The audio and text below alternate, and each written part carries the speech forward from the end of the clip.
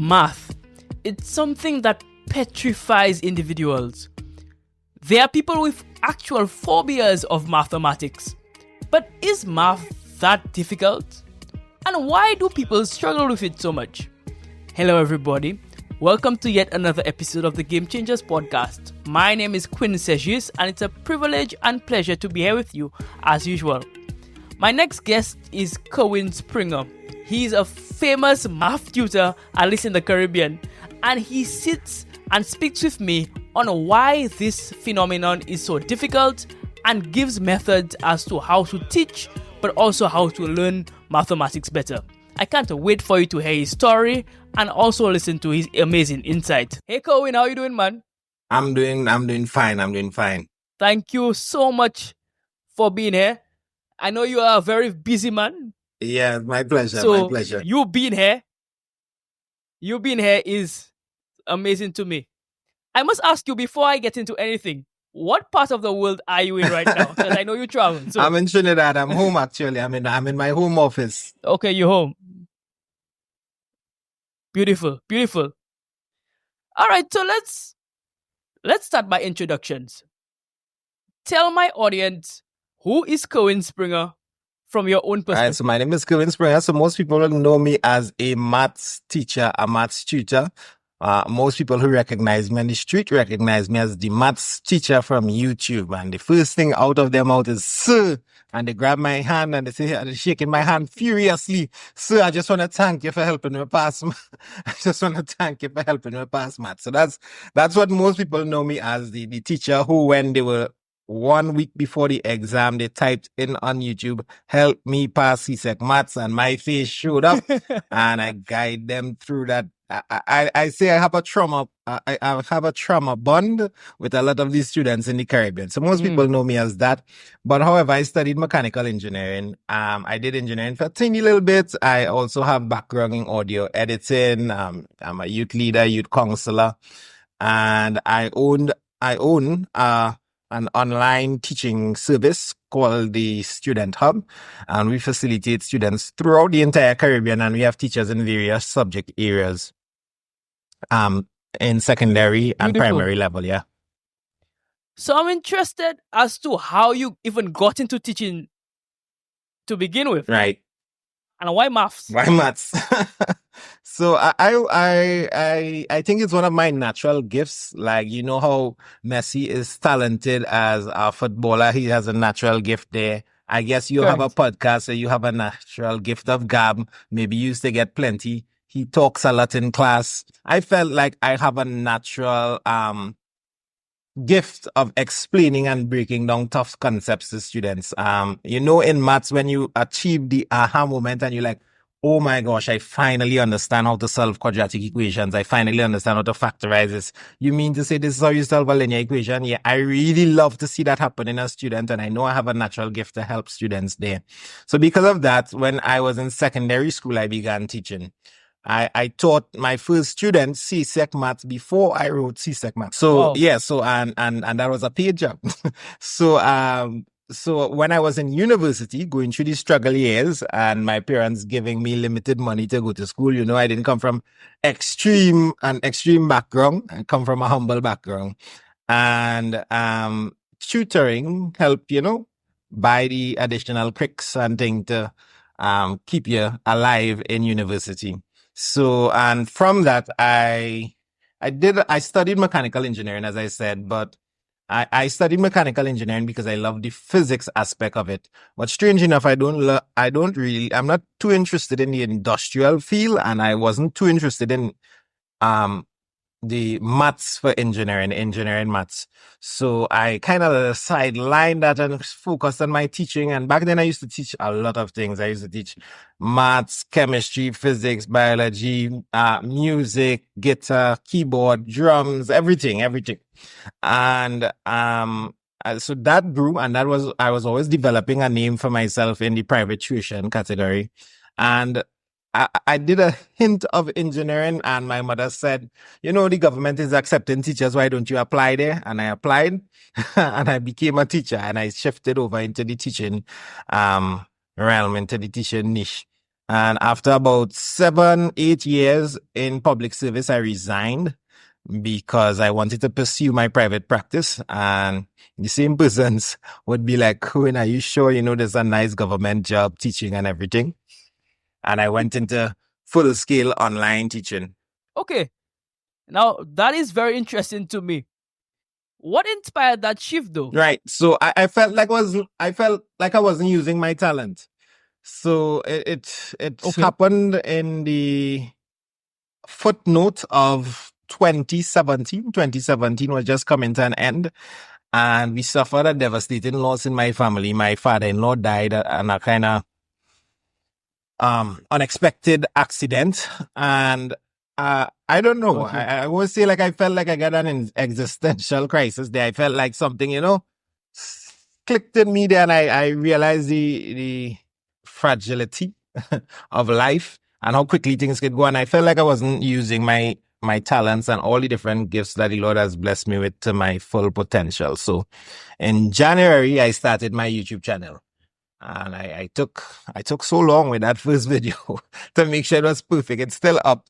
And it just grew from there. Within the first like 3-4 months, we grew throughout the Caribbean, and we grew from every YouTube channel starts with 1 subscriber. Right now we are on 140,000, and I'm not posting that often because we off of exam season. But that's January of 2018. January of 2018 is when I started the YouTube channel. So I think that was the pivotal thing that pushed me into starting like that online tuition. Got you. So that fragility of life, like you said, the need to do more and the need to really showcase your talent and your purpose, I should say, to the world was really the driving factor. Yeah, so I felt like I had more to give, and I always say for my personality, I would be like I do not suffer with anything like anxiety. Anxiety is a strange idea to me, and I have to like learn what people mean when they say they have anxiety and that kind of thing. But I guess that I would be an anxious person, or I would be very depressed and unfulfilled if I am not pushing against an adventure or a struggle. So it's a little ADHD, what they might describe as that, but I'm always like, I always have to be at something, and this was like the excellent avenue for me because a lot of different subsets intersected here. It was something that I love, something that I'm good at, something that can make money. So I was right in the intersection of all of these things, and it just made perfect sense at the moment. Beautiful. Now I'm going to ask you one of the core questions here. Why do students struggle with math? So maths, I always say maths needs to be studied like as a struggle, because it also gives a little insight into life. And maths is one of those subjects that attacks a student's sense of self-worth. Even you're doing bad in maths, and you know that maths is the number one subject where a teacher is walking by and the student will hide their work from the teacher who is supposed to be helping them. So you just do not want to be, it feels like you're doing bad in maths. Are you dumb? Do you have a low IQ? So, and that's always the thought in the back of their mind. So you're struggling with that, as well as the method in which it is taught has a lot to do with this, as well as the environment. Many people, so different people have different advantages. I have the advantage of being a naturally very curious person. Curiosity really helps in maths, as well as my father taught me long division when I was like 4 or 5 years old. So I was one of the students who came first in primary school all the time. I was that guy. So some people have that kind of environment, whereas some people have an environment where they weren't introduced to maths until a very late stage. They get kept back in numeracy. They may not have had touch tools to play with, like blocks and stuff like that. So spatial visualization is bad for them. Their environment is one that is defeatist. So all of that combines to making maths a huge challenge for some students. Some people get it really naturally, and some people get it tough. It's a lot. It's a lot. Got you. Got you. So I'm guessing that different dynamics play Yes, different roles. definitely. in why Different people different struggle with things math. play different roles in why people are bad in maths. Absolutely. So then you spoke about your natural ability then to help students. Was there any particular success story that you can think of that really inspired you to continue teaching? One of the first students I taught was my cousin. His name is Richard. He's a member of the police force now, and he always tells me I need to take his picture and hang it up big on the student hub. And here's why. Because he was one of the students I taught that before I wrote CSEC maths. And this was back in the time where the section 2 had different choices. Anyhow, so he came to me, was it the day before, the week before the exam? And I saw that he was brilliant. He was smart. He was just woefully unprepared. So we sat down and we took all the past papers, and I saw what he was good at. And one of the things that I do is I help people to achieve passing the exam. So sometimes I'm not unable to teach you maths on the whole, but I'm able to let you get a 3 or a 2 in CSEC maths, and you're able to go on to become a nurse, a fireman, a police woman, whatever. So we sat down and I picked out all the questions. I told him, study this, leave out that, study this, study this. We sat down, we go through all the sample questions, and he got a 2. He literally went from 0 to hero in maths. And I mean, I had lots of stories similar to that coming right up. That was probably in 2004. 2000. Before we started, we was talking about how this podcast is geared to 15 to 35-year-olds. I missed the cut. I'm 36 right now. So anyhow, yeah, so that's like that's where I really saw like the proof of like I can really help a lot of people with this maths thing. Beautiful. So I'm seeing that, you helped your own family member, and then other people almost became like your family members, because, I mean, I know you create that family type of atmosphere with your students. Right. They feel like they can relate to you, reach out to you. Yeah, so with maths, you want to talk in terms of the culture. So one of the things that really helps and help my channel to grow is that I'm heavily in tune with the youth culture. So as you said, a lot of people like you're coming from Jamaica? From St. Lucia. From St. Lucia, right? So when I pop into St. Lucia, a lot of people greet me like they know me like family, like, Right. Because as I said, there's the trauma bond, and I help them through a really tough, dark period in their life, and being able to connect with students on their level, with their jargon, with their culture, really helps to break down an initial barrier in explaining tough topics in maths. Beautiful. Yes. So I'm seeing that connection plays a big role. And I've seen it in my own life as well. Besides the fact that both of my parents are teachers, so both my mother and father were teachers. So I was really connected in that teaching culture, even if I didn't become a teacher myself. But it has been around me, and I see that the better you can connect with students on a personal level, the easier it is to teach them. Would you agree with that? Yeah. So what 100%. I was doing a speech to some members of the police force last year or earlier this year. And I was saying so one of the most hated jobs is being a police. The next one is politicians. And do you know, right up on that survey is maths teacher. Wow. People hate maths teacher. So when any adult can probably pinpoint at least one maths teacher they do not like. That's that correct. Maths teacher is critical. And that's bad. That's bad. I'm hoping that everyone can. One of the things I told my students, I was teaching in some really tough schools. I told them, okay, from the look of it, and you're not ready because you're not coming to class on time. You're not doing your homework. You're not at the stage in your life where you're ready to pass maths, but at least you will know me as somebody who give you some good advice in life. And who knows, you might tap back in the future. And you know some of those very same students I told that same thing to year after year came back after they failed CXC, they came back and they joined the student hub and passed. So Wow. when they realize, okay, I really need maths and they're ready to do maths now, they know, well, Mr. Springer was always nice to me, although I used to get trouble and thing. You can't say I hate this maths teacher. Right. He was strict, but he was good with me. And I think that's a really important part of being a teacher. Beautiful. For sure. I agree with that 100%.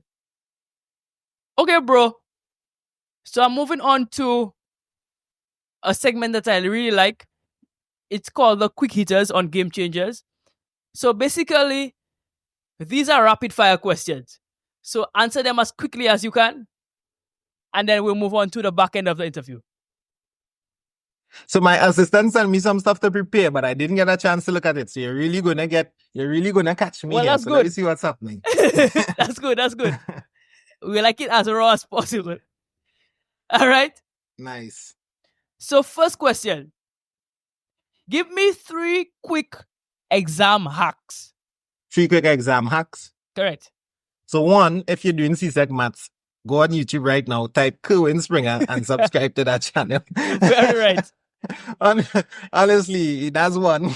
Number 2 is writing. So a lot of people try to read off maths. Let's use maths as the thing, right? They try to read maths, meaning one of the first job I was hired for in the Ministry of Education in Trinidad was to teach remedial students, and that's students who, really struggle with maths, fail 2-3 times. And one of the things that was a chorus that kept echoing was that when I spoke to them, they say, "So I real study for that exam. I real prepare." And I say, all right, it sounds like you real show me how much you real prepare. And like, show me. I like, yeah, show me the notes, show me the work you do. So they kind of confused with that. I come home by them, show me the notes, show me. They bring out their book. It's just about 4, 5, 6 pages. I like, this is ridiculous. You didn't really prepare. You sit down with your book. You had your parents think you're studying for long. You spend 2 hours watching the book and trying to learn maths by osmosis or diffusion. So with maths, you have to do a lot of questions. There's a lot of actual practicing going on. And one of the reasons some people are good in maths is because they naturally understood how to learn maths, and they naturally realize that, I have to keep testing things in my mind and testing things on paper. So that's a massive hack to doing well in maths. If you can tell me that you have done the last 10 past papers by yourself and you know how to do it by yourself, there's no reason why you wouldn't pass maths. Can you imagine that? So how can you say you're going to pass maths and you haven't even done a full entire past paper by yourself? So that goes into hack number 3, which is past papers. So CXC's exams are predictable in some ways. They are the paper 2, which is predictable in structure. And there's the paper 1, which is actually predictable in questions. You have actual questions that repeat. So by doing a lot of past papers, you are positioning yourself in a really strong way for passing CSEC maths. Subscribe, write, past papers. Absolutely. I like that. Yes, sir. My next rapid fire question. What music do you like to listen to?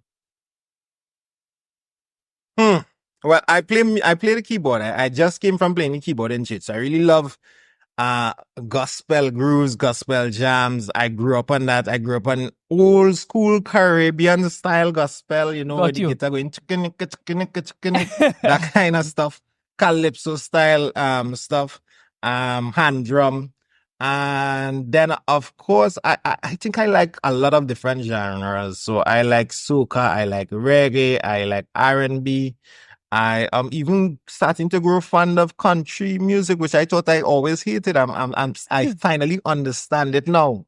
Like, I understand, I don't know if it's the 36 starting to act up on me, but The age. yeah. So that's a kind of hard question to pinpoint one like specific genre. I'm a lover of music. I really love music. I spent a lot of time in audio production for the young part of my life. Beautiful. I'm just curious though. Does math help with music in any way? Yeah. So one of the things that we do is we call numbers for chords. So like our producer in the background is saying three chords and the truth. So those three chords are usually the 1, the 4, and the 5. And we might throw in the 6 to make it good. 1, 5, 6, 4. And, so you call a lot of numbers in music. Chord structures are based off of numbers and patterns.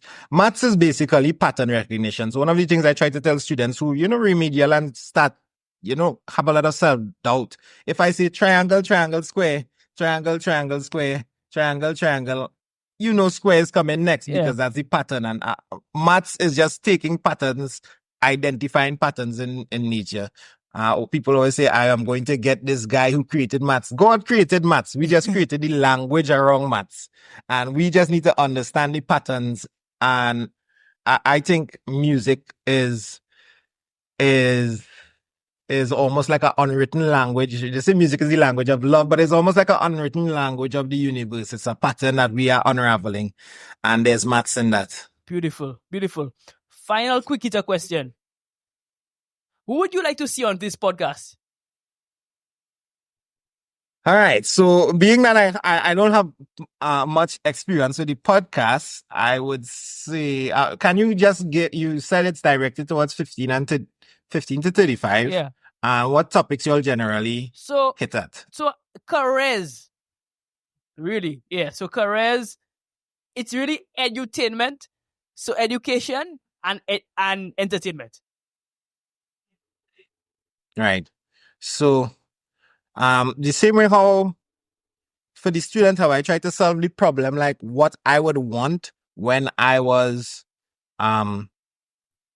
doing exams. So the books that I write, the lessons that I teach, the help that I give is advice and resources and help that I would want that would help me pass the exam.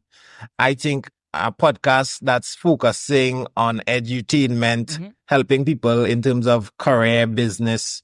I'm guessing all of those avenues, you would probably need to be targeting some of the best entrepreneurs, right? In the region, in St. Lucia and the wider region, the Caribbean. So that so young people like myself, if I was 15 years old, I tune into your podcast and I can get some advice on that. So specific persons, yeah, you can probably get some of the influencers for sure on the influencers that have a business. So like Jamel Samson or Kyle, influencers that have a business. They would have some really good advice, practical advice for young persons. Beautiful. Yes, and I would love to have Jamel on here. Jamel is actually one of my goals to actually get on here. So hopefully he'll come, man. Hopefully you can. Oh, okay. Yeah, man. So maybe afterwards I can see. All right. we did a lot of work together in the earlys. Okay, well, beautiful. That's my fellow YouTuber, Bridget. Beautiful. All right. So we're moving on to the back end of the interview. What are some of the challenges that you face when creating content, in particularly on YouTube? Challenges in facing content and challenges. I mean, there's lots of challenges. In the beginning, I had the challenge of a slow system, a not too good computer, not too good camera, noisy background. I had kids. Right now, my son is right next to me here, waiting for me to open a bottle of water. Let me open it for you. So these things would be like challenges. These things would be like challenges, unseen challenges that you have to overcome. And the other stuff would be like, those are like physical, environmental challenges. I think there's the mental challenge of spending time doing your homework to understand your niche, understand your market, build your community. So it's very important when you're doing online to have a community that you're targeting instead of just shooting at the wide audience. And sometimes if you do the wide audience approach, you can become a little disenfranchised if you feel, or disenchanted, I want to say, if you feel like you You're not hitting it yet. You're not seeing the numbers coming in as they're supposed to. But the thing is, once you are building an online community, you're able to pinpoint problems and you can solve that problem for one person and then expand on that. So, I was starting to give advice on the challenge one time, but those would be like, those would be like challenges. Those would be like challenges that, yeah, that you could encounter online. Got you. We're not vexed that you're giving advice with the challenges. I mean, that's really what the podcast is about. So identifying the challenges and giving Yeah, the man. advice. Yes, sir. Absolutely. So we know that the COVID-19 pandemic to be specific, moved learning online a lot. Do you think that it has helped or hindered math development in the region? That's a really good question. Like a year or two ago, I would definitely say has helped. Mhm. But right now, you see, there is a good approach to online education and then there's a bad approach. So, I was talking to a couple of my history teachers, and one of the history teachers in the student hub was pointing out that, sorry, not history, social studies, was pointing out that she has a huge problem right now. And do you know that social studies was one of the easiest subjects? It is now one of the toughest subjects in CXC. Makes sense. And students are really struggling to make essay written questions and combine sentences together to explain their points to receive the marks. And you know what she was telling me was one of the problems? She's telling me, Kerwin, I am correcting Chat GPT. Wow. All of my homework, I'm correcting is Chat GPT. I'm correct. These students, I know this child can't write like this, and I'm getting university style answers. I put the answer in online and I'm seeing it's AI. So when it's time to go into the exam room without Chat GPT at your side, the students struggle. So there are pros and cons of online. And in the beginning, when I started YouTube, the online really helped a lot of students, as I said.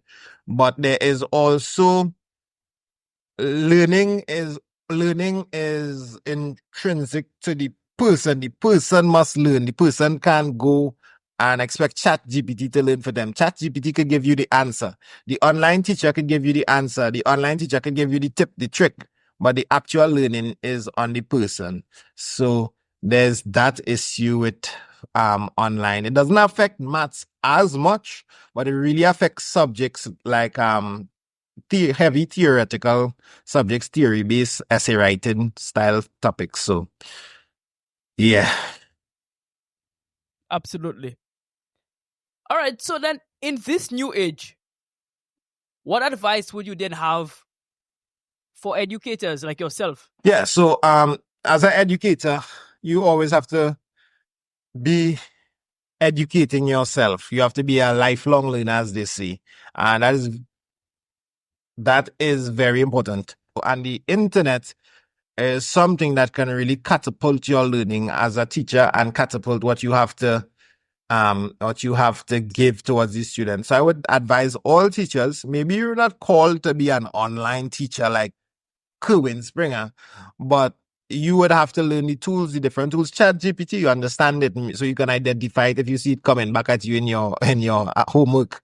Make sure you know how to craft your questions to fit this new 2024.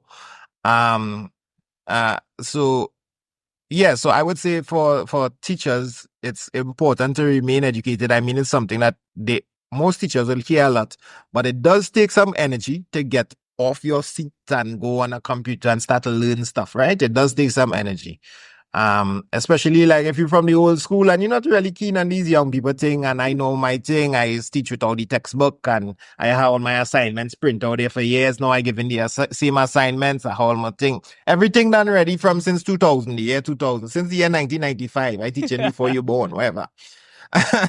Nah, that is not an approach that, you would be left in the dust in terms of teaching. So I would advise teachers who fall into that category to, remain passionate about learning and intrigued about learning new things, new methods.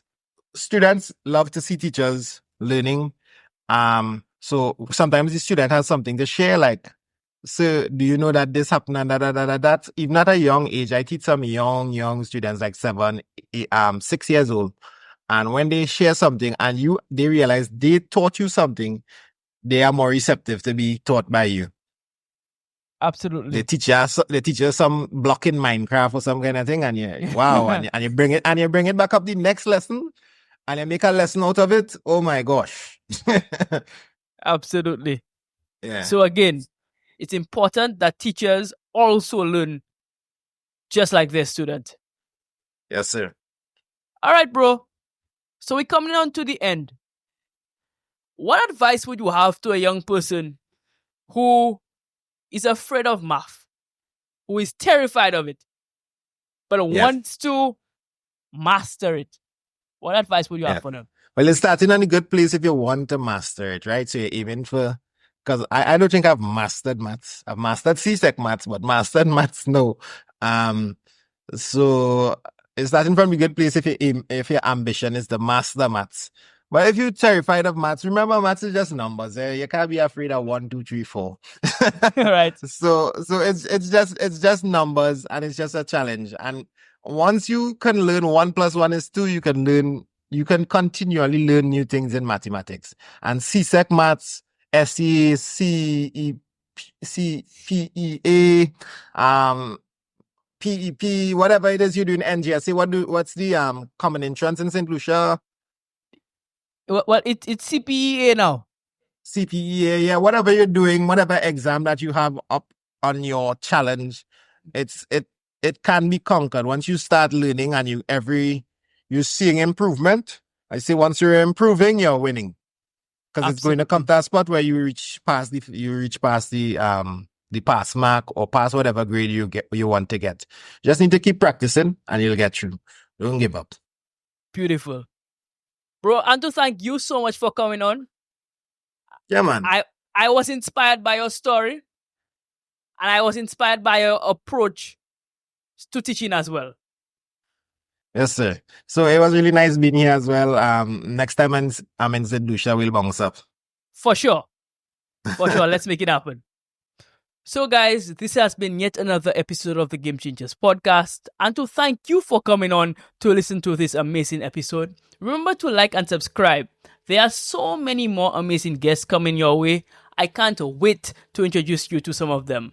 Also, remember to download the episodes.